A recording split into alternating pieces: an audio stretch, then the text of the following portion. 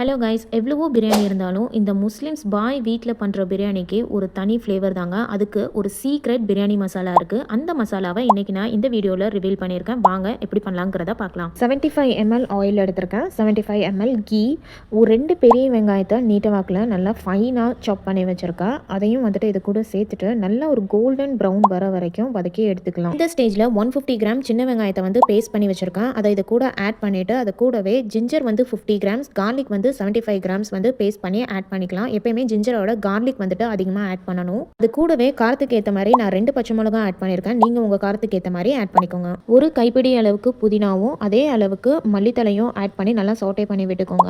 2 பழுத்த தக்காளியை பொடியாக சாப் பண்ணி வச்சுருக்கேன். அதையும் இது கூட ஆட் பண்ணிவிட்டு தக்காளி நல்லா மசீர வரைக்கும் சோட்டே பண்ணி எடுத்துக்கலாம். 15லேருந்து 20 போல் கேஷ்யூ நட்ஸ் ஆட் பண்ணிக்கிறேன். அது கூடவே 2 டீஸ்பூன் போல் சில்லி பவுடர் ஆட் பண்ணிவிட்டு இந்த திண்டுக்கல் ஸ்டைல் பிரியாணிக்கு வந்துட்டு நம்ம ஒரு ஸ்பெஷல் மசாலா வந்து ரெடி பண்ணுவோங்க. அந்த பவுடருக்கான மெஷர்மெண்ட்ஸ் வந்துட்டு நான் உங்களுக்கு சொல்லிடுறேன். பட்டை 25 கிராம், ஏலக்காய் 10 கிராம், கிராம்பு 5 கிராம்.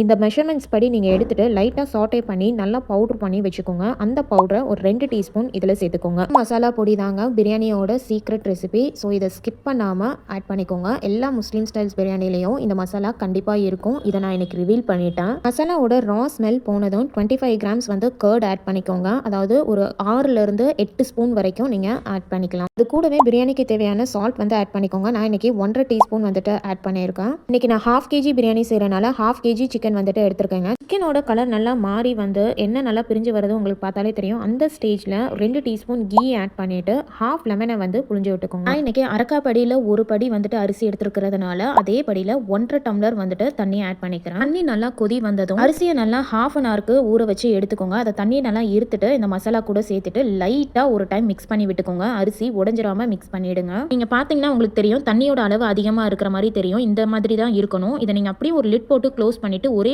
1 நிமிஷத்துக்கு மட்டும் ஹை ஃப்ளேமில் வச்சுடுங்க. அதுக்கப்புறம் மீடியம் ஃப்ளேமில் வச்சுட்டு 5 நிமிஷத்துக்கு குக் பண்ணிங்கன்னா தண்ணியோட அளவும் அரிசியோட அளவும் சம நிலைமைக்கு வந்துடும். ஒரு 70% வந்துட்டு அரிசி வந்துட்டு வெந்திருக்கிறது உங்களுக்கு பார்த்தாலே தெரியும். அதை அப்படியே லைட்டாக ஒரு டைம் மிக்ஸ் பண்ணி விட்டுட்டு சைடில் எடுத்து வச்சுருங்க. இப்போ நம்ம தம் போடணும். அதுக்கு நல்லா இரும்பு தோசை சட்டி எடுத்துக்கோங்க. அதில் ஒரு டம்ளர் தண்ணி ஊற்றிட்டு நம்ம பிரியாணி சட்டி அது மேலே வச்சுருங்க. நல்லா சிம்மில் வச்சு 10 நிமிஷம் டைட்டாக லிட் போட்டு ஆவி எதுவும் போகாமல் 10 நிமிஷத்துக்கு குக் பண்ணி எடுத்திங்கன்னா பிரியாணி பக்காவாக ரெடி ஆயிரும். உங்களுக்கு பார்த்தீங்கனாலே தெரியும் நல்லா உதிரி உதிரியாக வந்திருக்குது. அவ்வளோதாங்க. இதை அப்படியே எடுத்து ஒரு பவுலில் வச்சு நல்லா பக்காவாக சர்வ் பண்ணிட வேண்டியது தான். அருமையான திண்டுக்கல் அத்தன்டிக் ஸ்டைலில் முஸ்லீம் ஸ்டைல் பிரியாணி ரெடி ஆகிடுச்சு. இதை நீங்களும் உங்கள் வீட்டில் ட்ரை பண்ணி பார்த்துட்டு எப்படி இருக்குன்னு சொல்லுங்கள்.